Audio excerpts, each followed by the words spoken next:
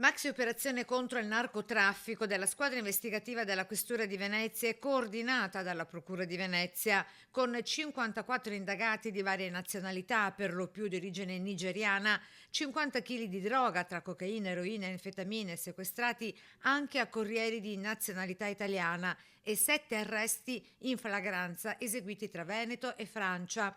Indagine di appostamenti, pedinamenti e intercettazioni costata anni di lavoro e partita da Mestre, dal monitoraggio della polizia sul noto quadrilatero della droga, con Via Piave al centro dello spaccio. Partendo dall'analisi, dal monitoraggio dei pusher attivi su Via Piave, siamo riusciti a risalire la filiera, arrivando a tracciare un organigramma di un'organizzazione complessa transnazionale, come le dicevo prima, dedita appunto al traffico e allo spaccio di sostanze stupefacenti. Da qui l'indagine si è allargata a Padova, individuata come hub logistico e centro di stoccaggio della droga, per poi risalire fino ai vertici di un'organizzazione criminale transnazionale con base operativa in Olanda e ramificazioni in Italia e altri paesi europei.